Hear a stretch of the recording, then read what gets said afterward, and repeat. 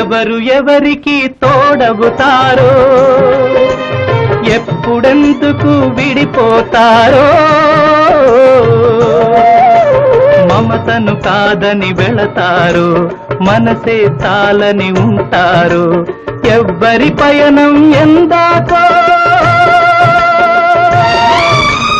అడగదు ఎవ్వరిని బదులే దొరకదని అడగదు ఎవ్వరిని